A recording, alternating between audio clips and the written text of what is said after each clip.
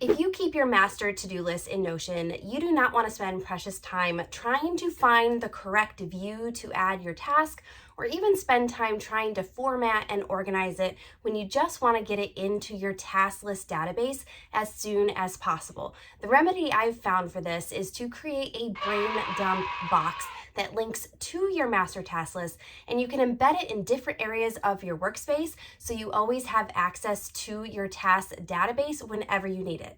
I use this brain dump box in my personal dashboard page, which is basically like my Notion home base that gives me access to everything I need to reference in Notion. I also have one embedded in my weekly planning page, which lists out all the steps that I need to do to plan for a productive week, and I can easily and quickly add tasks to my week through this box. This video is a little bit different in that we are going to work through this build together. So it's kind of like a build with me, and you can see how to step-by-step recreate this box for your own Notion workspace. If you dig videos like this and love Notion, make sure you subscribe so you never miss another one. Now let's get into it. The first element that you need to create this box is going to be a master task list database. So if you don't have that already, go ahead and create that. If you need a template for that, I'll link the one that I have below, along with a video that explains more about my master task list in Notion. So to link to that database, we want to do a backslash and type in linked. So we have linked view of database pop up, and then we can select the database that we want. So for this one, I've called my master task list all tasks.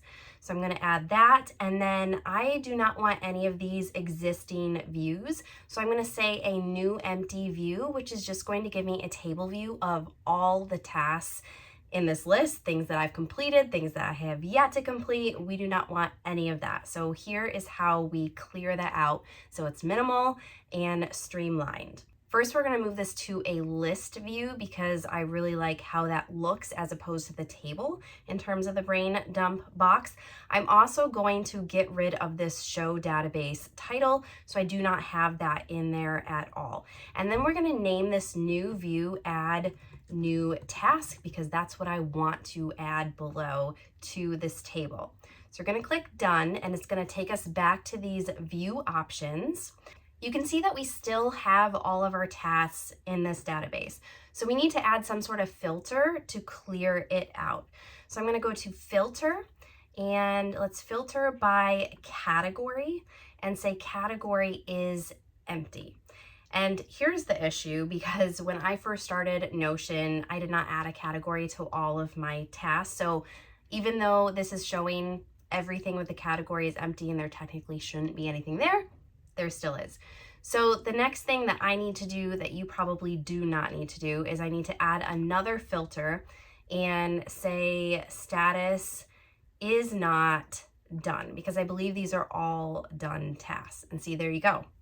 It is completely empty. So add a certain number of filters that will get you to this cleared out option.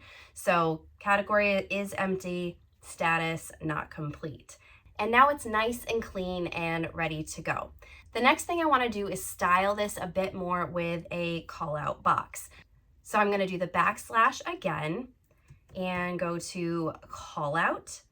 And then I do not want a background behind this. So I'm going to click the little dominoes on the side and say color, default background, and then I just get that nice outline.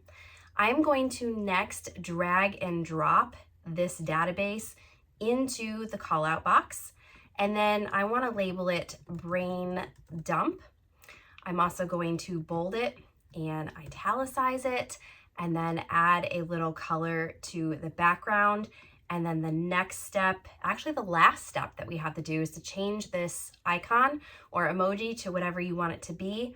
I'm going to do a writing one, and we're just going to leave it black.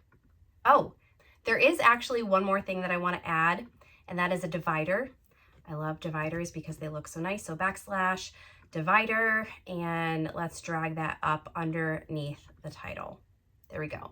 Now we can test this out by adding a couple of tasks to this list. So let's just say I'm going throughout the day and I have a new YouTube video idea. So film, to-do list, video, and I don't have to do anything with it. It's just there until I get to the end of the day, and then I can process the brain dump box by opening up the task and adding a category to it. And let's see, that's going to be a content creation task, and it immediately disappears. So it keeps it, again, looking nice and clean.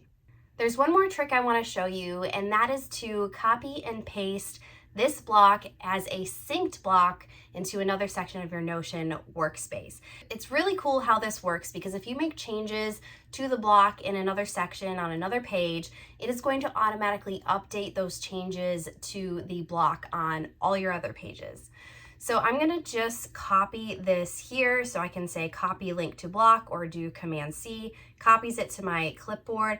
And let's say I wanna go into my content creation hub page and add it somewhere on here. So let's just go down here and Command V and copy it. And I can say, do I wanna mention the block or paste and sync it? I wanna paste and sync. And then it's going to have this little red outline around here.